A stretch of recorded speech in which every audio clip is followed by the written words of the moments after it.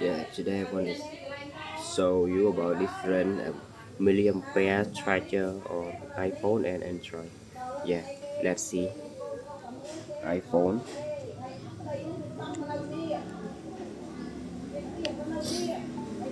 yeah 1 milliampere. Okay, let's see Android.